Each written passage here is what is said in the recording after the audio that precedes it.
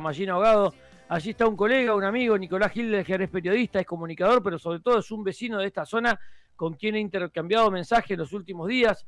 Ayer había preocupación, me comentaba que había estado colaborando, pero por la noche también me mandaba un mensaje en el cual les pedían que carguen los teléfonos, que estén atentos a un montón de situaciones, porque el lugar donde estaba el transformador que abastece de energía al lugar se veía no afectado, pero sí amenazado por las llamas. Le vamos a preguntar a Nico cómo está la situación.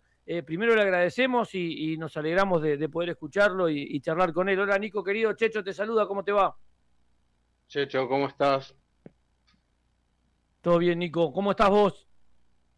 Bueno, alerta en principio, ¿no? Yo estoy lejos en este momento del incendio.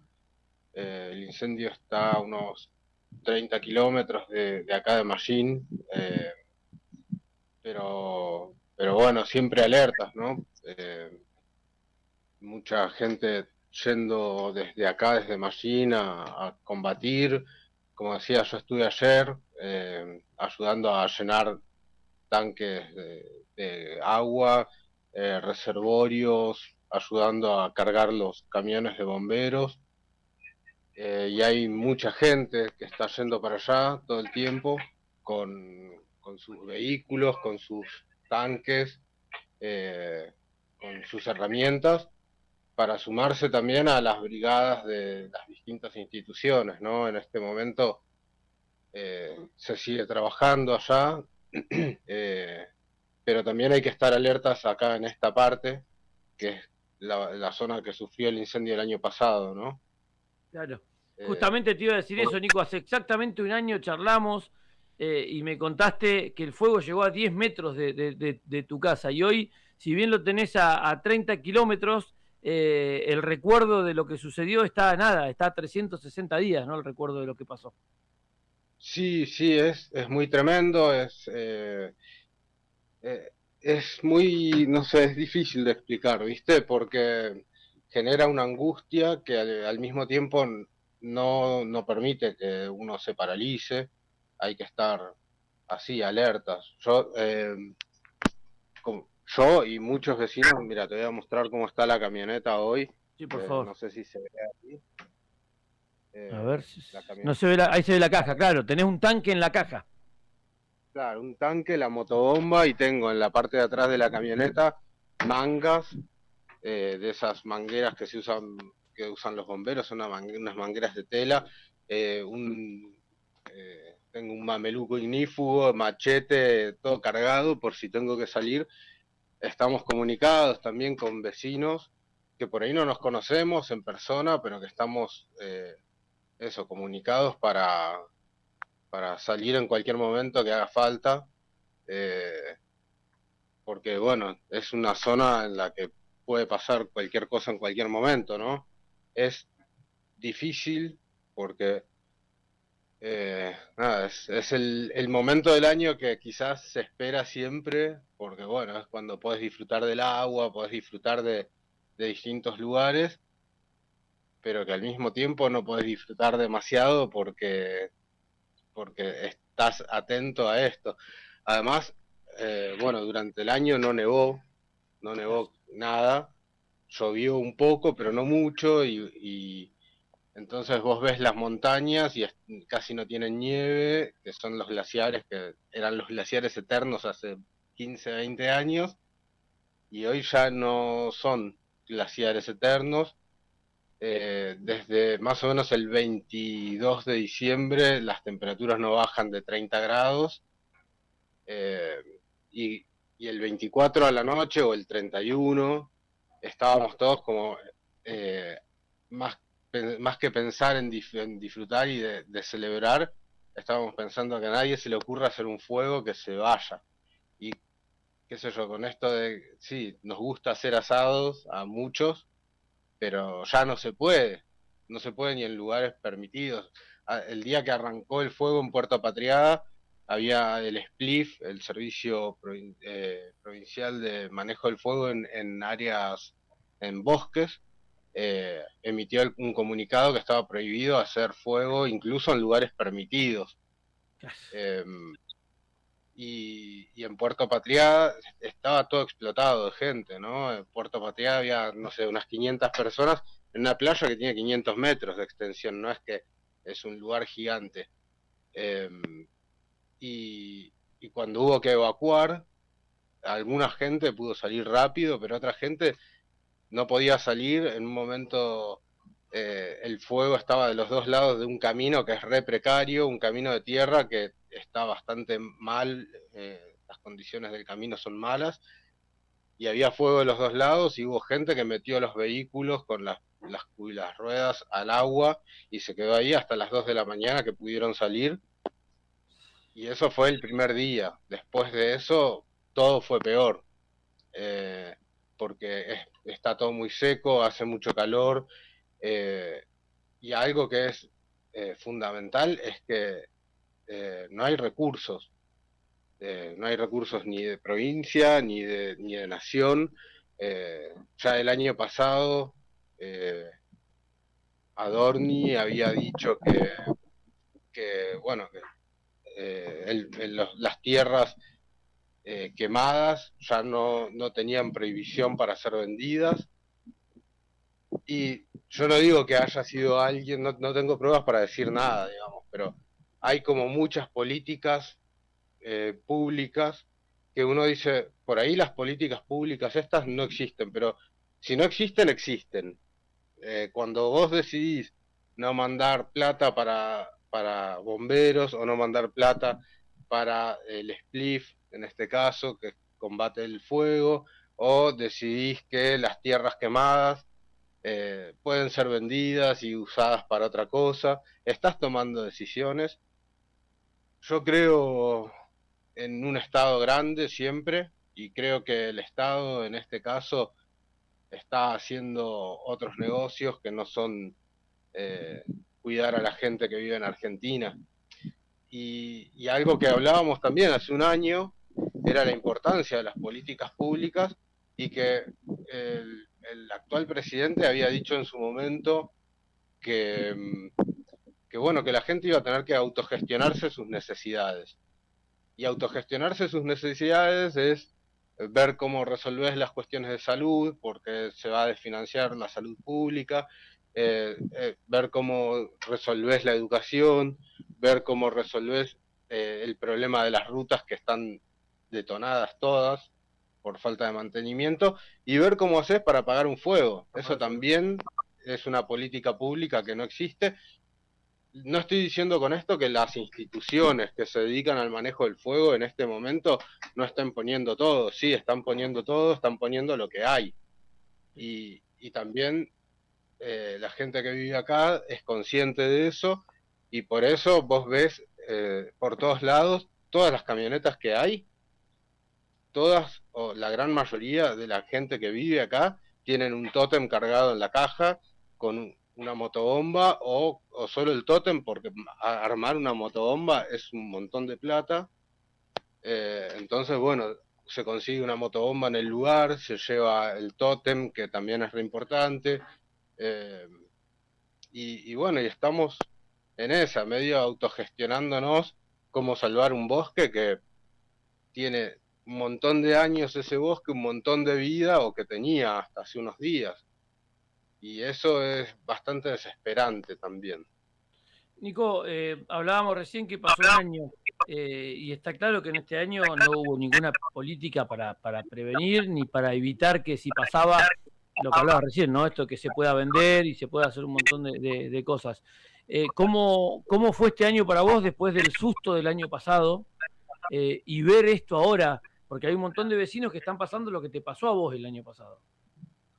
Sí, porque lo que me pasó a mí el año pasado no me pasó a mí, nos pasó Tal a cual. toda la gente que vivimos acá, que sí, a mí, ponele, me quemó una parte del terreno, me quemó un alambrado, no llegó a la casa por suerte, pero a otra gente sí le quemó las casas, le quemó el lugar en el que trabajaba, le quemó los animales, y somos todos vecinos acá. Y lo que está pasando acá a 30 kilómetros, la comarca andina del paralelo 42 es una extensión muy grande. Eh, que puede estar dividida políticamente entre dos provincias, pero que en cuanto a lo cultural y la idiosincrasia del Sí, lugar, es un socialmente es solo un solo lugar. Claro. y la gente que vive en el Bolsón, la gente que vive en Mallín, la gente que vive en Epuyén o en el Lago Puelo o en el Hoyo, comparte esos lugares, ¿viste? Comparte, no sé, yo he ido a Puerto Patriada, he ido a Epuyén, voy a Puelo, voy a muchos lugares de acá, y la gente que vive en otros lugares viene para acá también, porque es la montaña, es el bosque, es la gente que vino a vivir, vino a buscar, vino buscando eso también, vino buscando bosque, naturaleza, y ver lo que pasó. Mira, ayer escuchaba a gente que trabaja en la parte de incendios de parques nacionales y decían que el mínimo que se necesita en la zona son 700 personas, y que hay 400, menos de 400, que había 420, ahora hay 390 más o menos, porque los sueldos son muy bajos, y con eso vuelvo a lo del Estado, ¿no? A la necesidad de políticas estatales. Un brigadista acá cobra 800.000 pesos porque tiene zona desfavorable, pero un brigadista en La Pampa cobra 600.000 pesos. Y se está disponible 24 horas todos los días, todo el año, Sí, ¿no? sumale, Nico, que el año pasado, durante el incendio, los contratos se le vencían mes a mes. O sea, los Sí, tipos claro, estaban apagando un incendio o intentando, y por el otro lado, cuando tenía un tiempito, decía, che, ¿me renovarán? No me renovarán. claro, es que la precariedad con la que se maneja todo en cuanto a lo laboral es durísima, y vos ves gente que, que está ahí disponible y está cuerpo a cuerpo con el fuego, y que no saben si van a cobrar el mes que viene o si van a tener trabajo el mes que viene. Eh, y, y hay algo que se dice muchas veces, que también lo dicen con los docentes, ¿viste? Esto de, bueno, pero ellos tienen la vocación. Bueno, pero la vocación no te da de comer. Y sí, vos podés tener la vocación. Yo conozco gente que tiene la vocación de irse y meterse en el medio del fuego, pero esa vocación hay que retribuirla. Eh, no es solo la vocación. Nico, saliendo de esto y yendo al día a día, ¿has tenido el encontronazo con alguien, decirle, che, loco, no haga fuego? ¿Ha pasado? ¿Te ha pasado a vos? ¿Te ha pasado a los vecinos? ¿Cómo notás esto? Mira, hoy justo me crucé con alguien en el pueblo que estaba tirando una colilla prendida por la ventana, y algo le dije. Hace un ratito, porque acá también lo otro es que nosotros, los que podemos, tenemos el handy prendido todo el tiempo para ver cómo viene la situación, ¿viste? Soy parte de una cuadrilla que está a disposición para ayudar a una brigada Ah, mirá que qué son los que bueno. van al... Y, y bueno, y estamos con el handy prendido. Y recién estaban llamando desde el Spliff para ir a la cascada escondida. Y después no hubo más noticias hasta que en un grupo empezaron a avisar que habían encontrado a 3 personas queriendo prender. Y es muy desgastante eso también, ¿viste? Porque tenés un fuego a 30 kilómetros y toda la gente abocada allá, y de pronto viene alguien y te prende fuego en otro lugar. ¿Con Sí. qué sentido? Eh, y el año pasado, después del incendio, yo estoy haciendo algunas entrevistas porque estoy con un proyecto ahí de escribir sobre el incendio de Mallín. Le hice una entrevista a un chico que se le quemó la casa, y después estuve hablando con el padre y contaba que uno de los días estaban apagando un fuego cerca de su casa, y de pronto vieron linternas durante la noche, ¿no? Vieron linternas que estaban cerca de la casa, y cuando volvieron habían querido entrar a robar, y se habían ido, vieron la linterna que se iba por el bosque, y encontraron un bidón con gasoil y, y acerrín, O sea que si no llegaban ahí en ese momento, prendían ahí Prendía también. fuego. Después le hice una entrevista a una mujer que es radioaficionada, que los radioaficionados tuvieron un rol súper importante el año pasado eh, en todo lo que fue el incendio, porque primero nos quedamos sin luz y si no tenés luz no tenés forma de comunicarte, salvo por los handys. Eh, y, y bueno, y ella en 3 oportunidades escuchó a los bomberos pedir para que aparezca la policía porque habían encontrado personas quemando y esas personas llegó la policía, se las llevó, pero nunca llegaron a la comisaría. Y después se le hicieron causas a 6 personas que estaban ayudando como voluntarias, que las 6 personas esas se quedaron, se desestimó la causa porque no había pruebas y porque estaban ayudando, no estaban eh, quemando nada. También. Entonces hay unos manejos muy raros también, hay mucho interés en que esta zona eh, sea vendida a alguien. Y porque hay agua, y sí, el bosque va a volver, en 30 años va a volver. No va a ser el mismo bosque, hay que estar muy atentos también con el tema de los pinos, porque los pinos son los que propagan el fuego muy Eh, fácilmente, tienen mucha resina, tienen las piñas que explotan como granadas y vos ves un foco acá y un pino te tira una granada a 200 metros prendida a fuego y eso es otro foco nuevo. Y en la zona que está hoy el fuego, en Epuyén, hay muchos pinares de bosque que se quemó hace unos años, hace unos 15 años o un poco más, y que lo que crecieron son los pinos. Había una parte en Epuyén que vos veías todo el piso lleno de pinocha, viste la espina del sí, pino, y entre todo eso un manto verde. Y cuando vos lo ves de lejos y decís, mirá, pasto, y te acercás y son todos pinitos chiquititos que están creciendo porque es lo primero que crece. sí, sí, sí, es invasor de todo punto de vista. Nico, ¿cómo seguís vos ahora? Vos terminás la entrevista conmigo y tu vida dejó de ser normal para pasar a ser un voluntario que está atento para dar una mano con la camioneta, con agua, con el handy, con la motosierra, con el machete, con lo que sea.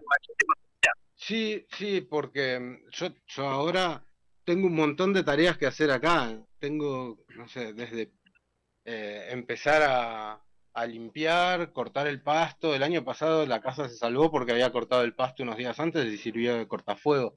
Entonces hay que mantener el pasto corto. Eh, en verano también es cuando haces leña para el invierno. Eh, entonces hay muchas tareas para hacer que las vas también mezclando con tener el handy prendido todo el tiempo y escuchar a ver si tenés que irte.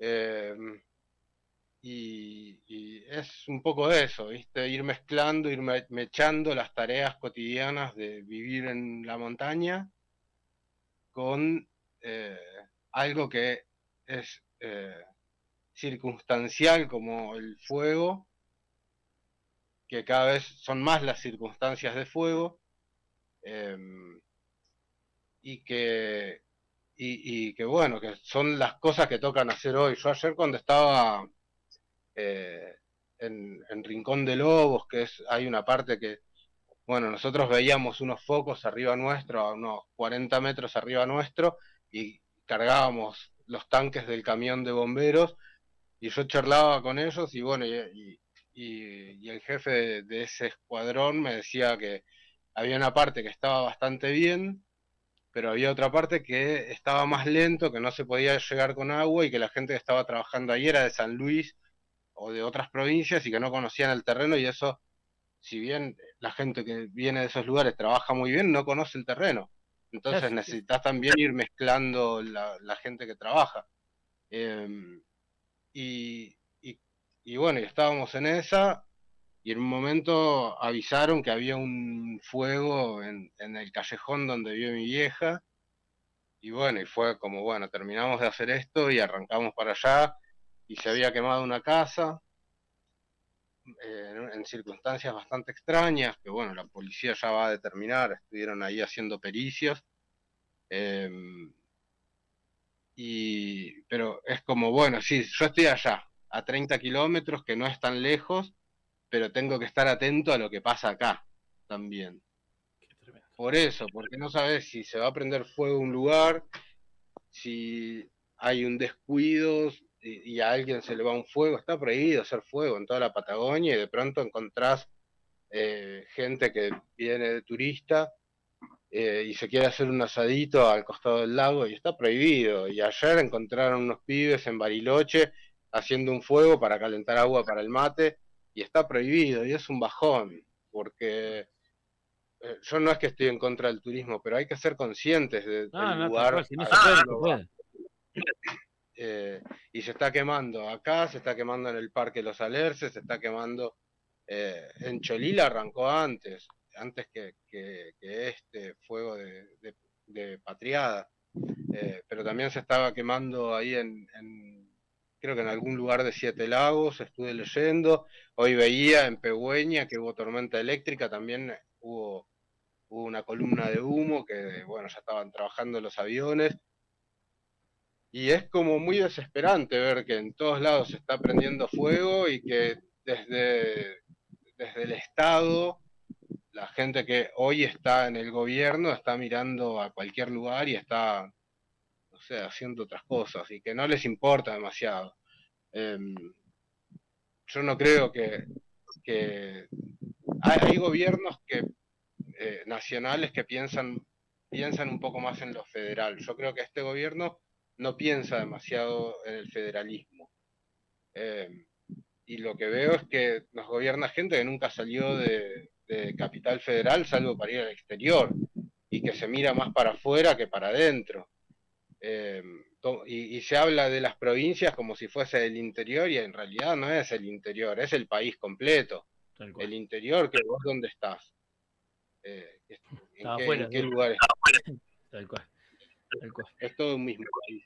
Y da mucha bronca ver, yo no sé, es como, da mucha bronca ver eso, da mucha bronca ver que el Estado Nacional, que hay una parte de los impuestos que se cobran de los seguros vehiculares y de viviendas, que tiene que ser destinada a bomberos y que eran, creo que algo así como 45 millones de dólares, y que de eso mandaron la mitad, y es a los bomberos.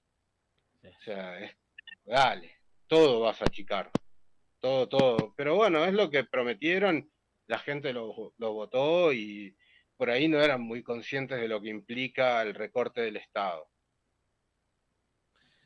Nico, te mando un abrazo, ojalá caiga una lluvia intensa que ayude a apagar esto, porque da la sensación que parece ser la gran solución. Te mando un abrazo, cuídate mucho y seguimos en contacto. Dale, Checho, muchas gracias por llamar, por estar ahí siempre. Te mando un abrazo grande.